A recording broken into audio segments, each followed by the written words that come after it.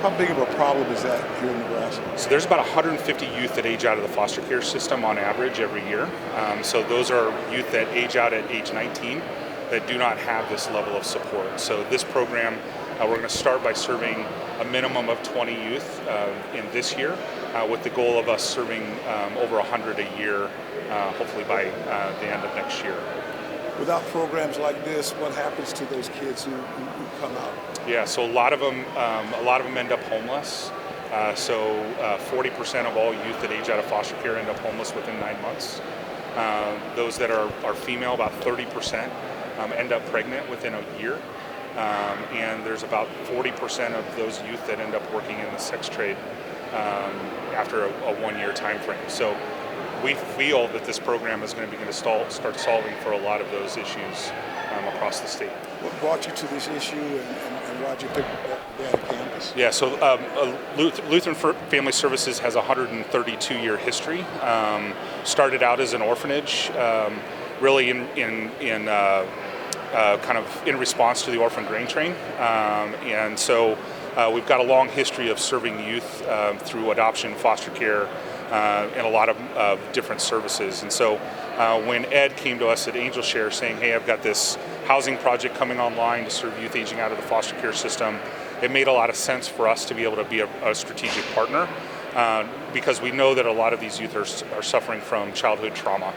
And so the ability for us to wrap around our mental and behavioral health services, along with all of our other services as it pertains to financial literacy, just general life skills, is going to be an important part of the success of the youth that end up living on a campus. And the portable housing problem, this also helps with that? Absolutely. So our ultimate plan, so our 10-year plan, is to build somewhere between 400 and 600 units up on the campus. Senator Hansen mentioned there's about 1,000 jobs in Blair that are coming online. About 800 of those would fit squarely within that low to moderate income housing, affordable housing kind of arena. So we think that the campus and the green space and the additional buildings that this campus has affords us a unique opportunity to not only solve a community need, but also help solve for the programmatic need for these youth aging out of foster care.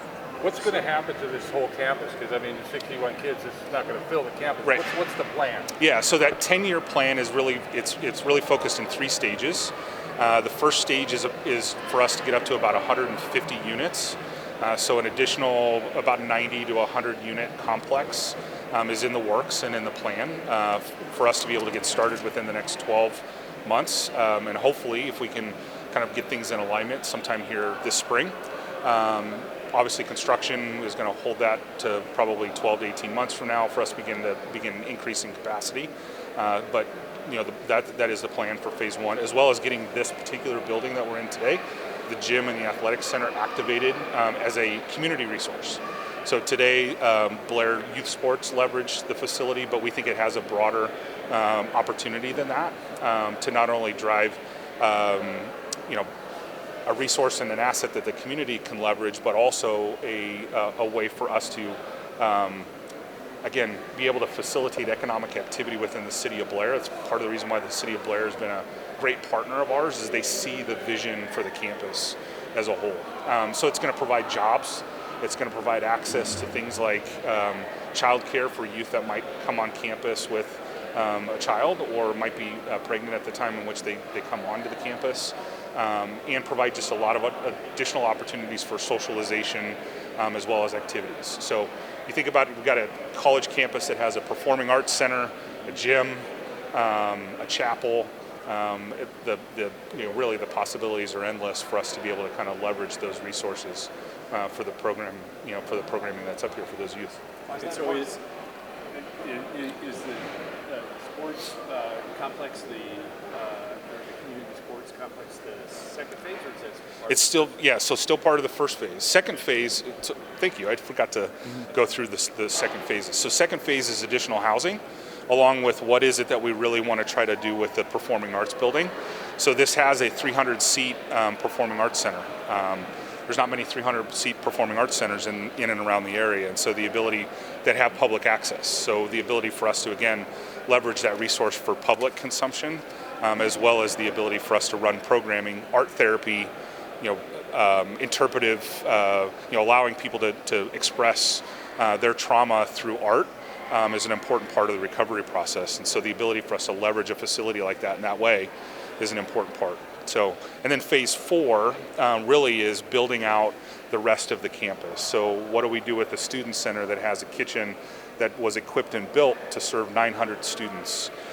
Do we put a restaurant? Do we put something in there that is really earmarked for culinary skills and building culinary skills? So again, we kind of have the outer shell and the core of a campus, and we're going to figure it out over time. But the ultimate goal is to, again, have 400 to 600 housing units up on campus in a wide variety of multifamily as well as maybe, say, townhome style, giving those youth the opportunity to stay on campus, continue to receive those services as they continue to grow into adulthood.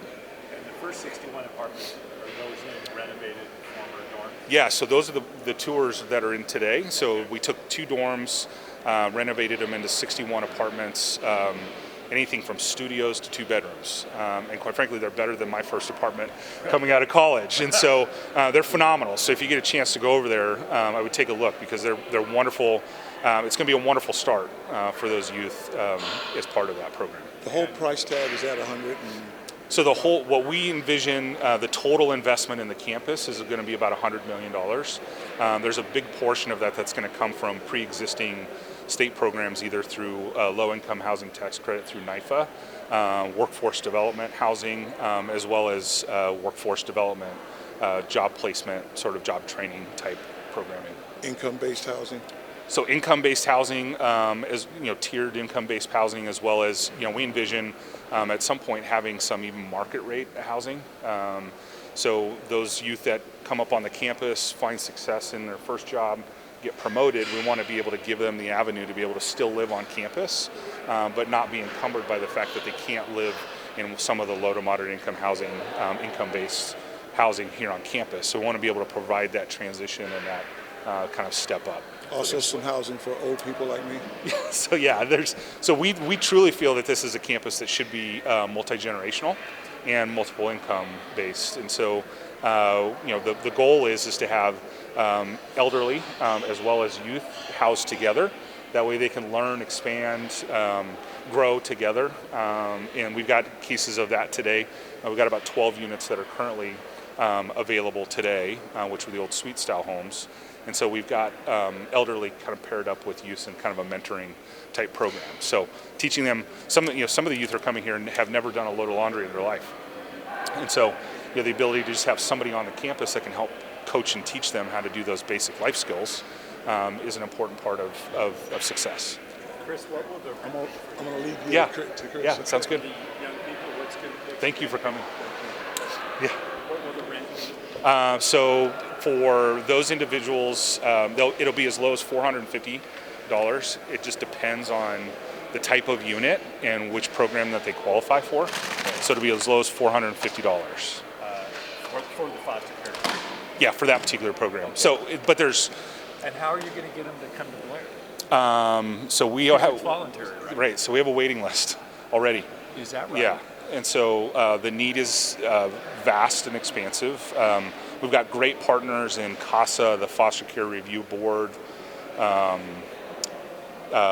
Yes, Omaha Home for Boys, Boys Town, all of them are fantastic partners. Okay. And this has been a known gap for a number of years. And so the ability for us to have a resource that we can ultimately pull and partner with those individual programs is an important part. Is there anything like this in Nebraska now? So there's nothing like this in Nebraska now. So you've the housing part with or without the services? So there are some programs that are targeted. So yes, so Youth Emergency Services has some programming targeted towards youth experiencing homelessness. So there's some overlap between the programs. So the real benefit is that we should be able to build a spectrum. So Yes just announced their project, which will incorporate some housing as their part of their project. And this, along with what Omaha Home for Boys is doing as well as part of their program, should provide a spectrum of services that are available to youth. Why is it important to have all these resources on campus? You talk about some of being young mothers, but others, why is that needed? Yeah, so it's we're all humans. We're messy, right? I mean, we all have different interests, different needs, and so the ability to serve individuals, no matter how they come to us, and in a way that is both impactful, but then also has the ability for them to grow as an individual alongside of that is an important part of what we think is ultimately going to be the success. And so having a variety of services and a variety of programming is an important part of that kind of overall plan. Chris, the numbers you were talking about before about kids aging out of foster care and what happens to them, were those Nebraska or those national? Those are Nebraska. So it struck me when you were talking, not trying to be a contrarian, but when you said Nebraska doesn't do this, Yeah. Nebraska does do this. Yeah. I mean, you just got done saying I know. this is what we're doing. So that's why so you're exactly right. So it's like we claim publicly as a state that this is a better place, right? So we can do better. And so this is, in my opinion, one of those beginnings of changing and getting back to what I feel like. I mean, I grew up out in Hastings. We didn't have these. I mean, we had problems in Hastings, but we didn't have problems like this growing up. And Governor Pillen's right. It affects every single community today. So somewhere along the way, we lost our path. And so, to me, this is again a restart to us getting kind of back on track.